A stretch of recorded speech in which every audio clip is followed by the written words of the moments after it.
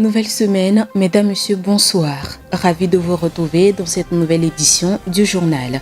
Voici les titres. Une violente pluie s'est abattue sur la ville d'Atakwame dans la soirée du mercredi dernier. Cette catastrophe a causé d'importants dégâts matériels et plongé plusieurs quartiers dans une profonde détresse. La production et l'utilisation du charbon représentent un véritable danger pour les forêts en Afrique, plus particulièrement au Togo. Au regard du danger, des entrepreneurs togolais mettent en place un charbon écologique dénommé Akagnoa. Quel est ce charbon et comment se fabrique-t-il? Les réponses dans un instant. Et puis nous vous parlerons des feux zombies et de leurs répercussions sur le climat et sur l'environnement. Voici ces tous les titres. Bienvenue à tous.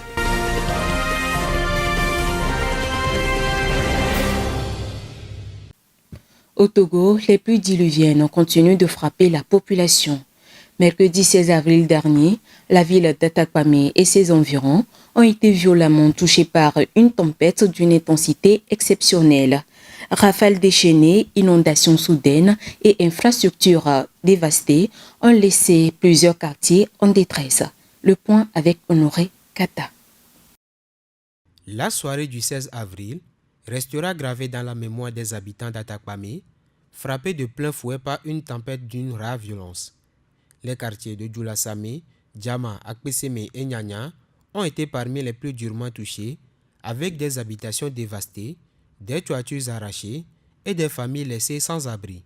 Les rues transformées en torrents et les infrastructures affaiblies ont révélé les limites de la ville face à de tels événements climatiques. Les conséquences de cette tempête ne se limitent pas aux dommages matériels. Le système éducatif est paralysé dans plusieurs établissements, notamment au CEG Djoulassamé et au Collège Saint-Albert, où les salles de classe sont désormais inutilisables. Le marché d'Akpeseme, centre névralgique de l'économie locale, est à l'arrêt et les services publics comme Yas Togo ou la Direction régionale de l'action sociale sont eux aussi durement affectés. Face à l'urgence, la mairie a tenté de réagir rapidement en déployant des équipes pour dégager les voies principales, mais l'ampleur des besoins dépasse les moyens disponibles. Cette catastrophe remet cruellement en lumière les défis posés par les dérèglements climatiques dans une ville comme Atakwame déjà vulnérable. Les appels répétés des experts à renforcer la résilience urbaine, à durcir les normes de construction et à améliorer les dispositifs d'alerte sont restés sans suite concrète. Il devient impératif aujourd'hui de repenser l'aménagement du territoire et la gestion des risques climatiques. Afin de lutter contre la déforestation et la pollution au Togo, certains entrepreneurs mettent en place des innovations pour transformer les habitudes de cuisson. Il s'agit du charbon écologique. Présenté comme une solution plus respectueuse de l'environnement, il est produit à partir de résidus de déchets, offrant une alternative plus durable aux ménages et aux restaurateurs. Suivant. Le charbon est une source d'énergie domestique essentielle en Afrique, utilisée par des millions de foyers pour la cuisine et le chauffage. Selon un rapport de l'Organisation des Nations Unies pour l'alimentation et l'agriculture publié en 2020, l'Afrique a perdu en moyenne 4,41 milliards d'hectares de forêt par an entre 2015 et 2020. Une situation qui engendre d'importants défis environnementaux et sanitaires. Pour contrer ce fléau, des initiatives innovantes voient le jour au Togo. Il s'agit principalement du charbon écologique dénommé Akagnoa, qui propose une alternative durable. Il est fabriqué à partir de résidus agricoles et de biomasse, transformés en briquettes compactes, donnant ainsi une seconde vie à des déchets autrefois inutilisés. Selon la productrice d'Akagnoa, Séverine Kwevikoko, ce charbon est fabriqué de façon écologique en respectant les normes environnementales. Cependant, cette solution n'est pas sans défi. Une industrialisation massive pourrait poser problème, notamment en raison de la disponibilité limitée des matières premières. Toutefois, pour assurer un développement durable de cette alternative, il est essentiel d'adopter une approche mesurée et réfléchie. D'après Ponjokomi, expert en politique environnementale, s'il faut aller vers le charbon écologique, il faut qu'une étude d'impact soit faite et que l'échelle de la fabrication du charbon écologique soit à une petite échelle pour garder cet équilibre entre la préservation de la forêt et la pollution. Si le charbon écologique représente une solution prometteuse pour l'environnement, son développement devra être encadré par une régulation stricte et une gestion durable des ressources. La Côte d'Ivoire et la République démocratique du Congo souhaitent améliorer le secteur du tourisme en Afrique. Lors du deuxième sommet ONU Tourisme, tenu du 8 au 10 avril dernier en Zambie, les dirigeants de ces deux pays ont prouvé leur engagement à travers des discussions pour la réussite de ce projet. Rafetou Mberikou. La Côte d'Ivoire et la République démocratique du Congo s'engagent ensemble pour le développement du secteur touristique en Afrique. Le deuxième sommet ONU Tourisme pour l'Afrique et les Amériques, tenu à Livingstone en Zambie du 8 au 10 avril 2025, a été une véritable plateforme d'échange entre décideurs, experts et opérateurs touristiques venus des deux pays. Lors de cette rencontre, les deux pays ont réitéré leur engagement pour la concrétisation de ce projet. Le ministre congolais du Tourisme, Didier Mpambia, a exprimé son admiration pour la stratégie Sublime Côte d'Ivoire et son intention de s'en inspirer. Alors qu'une mission congolaise d'immersion est attendue à Abidjan pour s'imprégner du savoir-faire ivoirien en matière de tourisme, un protocole d'accord est en cours de finalisation pour officialiser cette opération. La délégation ivoirienne a brillé par son engagement et sa vision stratégique, notamment en matière de coopération sud-sud. La Côte d'Ivoire a présenté le projet de zone d'utilité touristique de la baie de Taki, située près de San Pedro. Le deuxième sommet ONU Tourisme pour l'Afrique et les Amériques a été une occasion pour les pays participants de partager des modèles inspirants de développement autour de leurs zones protégées. L'insalubrité gagne du terrain dans la plupart des villes béninoises, plus particulièrement à Parakou.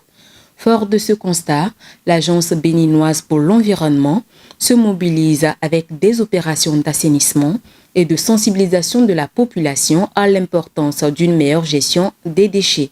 Les détails dans cet élément. Parakou, l'une des 3 communes à statut particulier au Bénin, fait face à d'importants défis en matière d'hygiène, d'assainissement et de gestion des déchets. À cet effet, l'Agence béninoise pour l'environnement ABE a récemment organisé une rencontre de sensibilisation avec les acteurs locaux de la ville de Parakou au Bénin. Ce carrefour d'échange a permis de rappeler à chacun son rôle et ses responsabilités dans la préservation de l'environnement, conformément à la Charte nationale sur la gouvernance environnementale. Des communications présentées par 2 cadres de l'ABE ont rythmé cette rencontre. La première a porté sur l'hygiène, l'assainissement et la gestion du cadre de vie dans la ville de Parakou. Cette communication a mis en lumière les nombreuses plaintes engendrées en matière d'insalubrité, les sources de pollution et leur impact sur la santé et l'environnement. La deuxième a porté sur la gouvernance environnementale, notamment le rôle des acteurs et l'engagement responsable. Cette dernière communication a clarifié les principes de la gouvernance environnementale et mis en évidence le manque de sensibilisation sur les textes réglementaires relatifs à l'hygiène et à la pollution. Les échanges ont révélé la nécessité d'impliquer davantage les leaders religieux, les chefs de quartier et les responsables de corps de métier dans la sensibilisation des populations. En somme, la dite rencontre a ouvert la voie à des actions concertées entre les acteurs locaux pour améliorer l'hygiène et l'assainissement à Parakou. Les feux zombies sont des incendies invisibles qui résident dans les sols riches en matière organique. Avec le réchauffement climatique, ces incendies souterrains deviennent de plus en plus menaçants. Les précisions avec Léonce Sabot.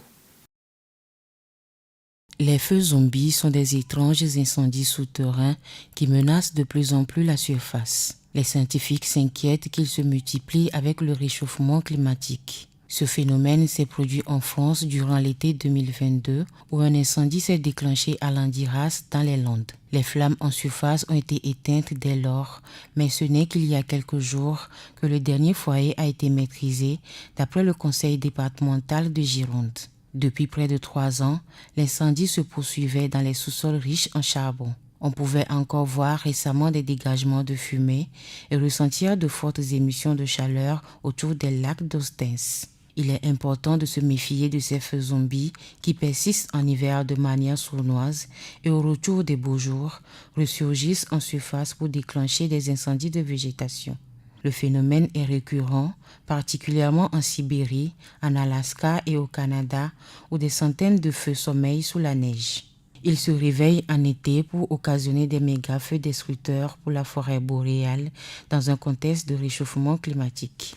Une étude a même montré qu'avec la hausse des températures, ces feux de sous-sol pourraient se déclencher dans les sols tourbeux du Grand Nord dès le mois de mai, émettant beaucoup de charbon dans l'atmosphère. Il est souvent impossible de bloquer cette combustion souterraine.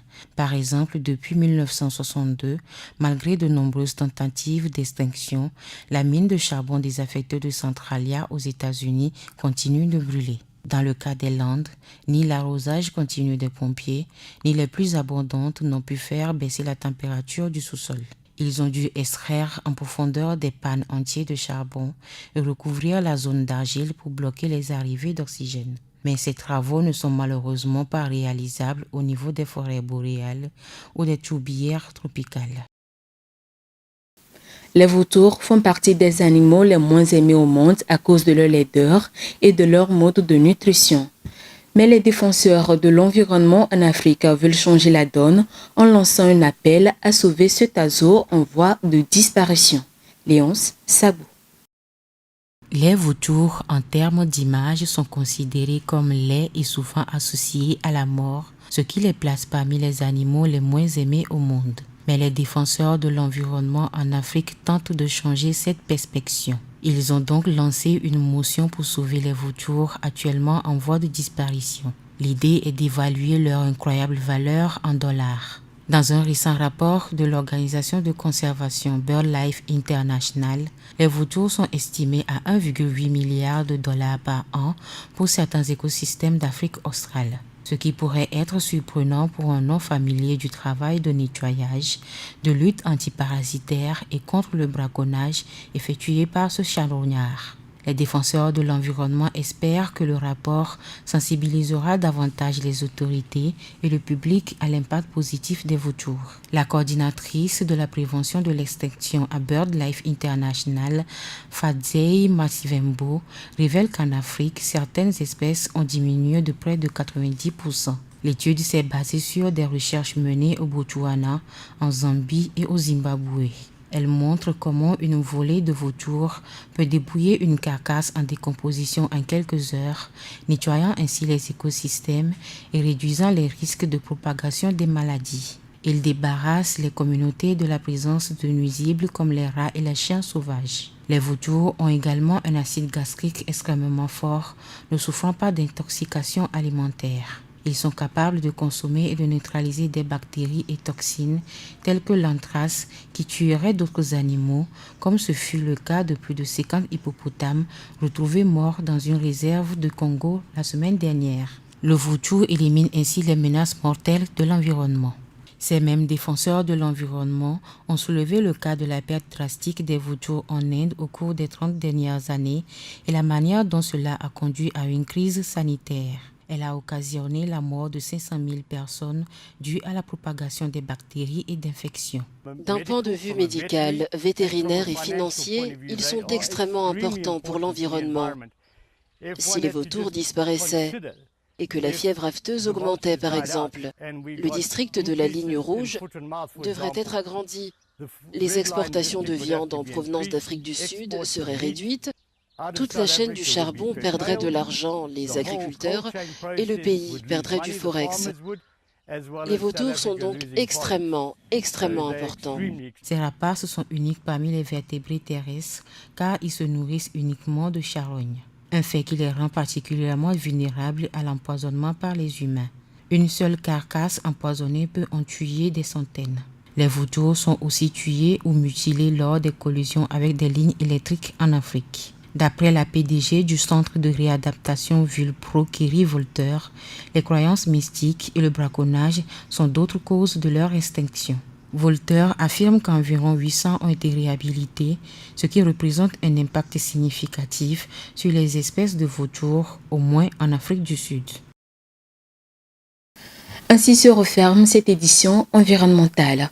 Merci de votre aimable attention. Restez avec nous, l'information continue. Bon lundi de Pâques à tous. Green TV International, we revive the environment.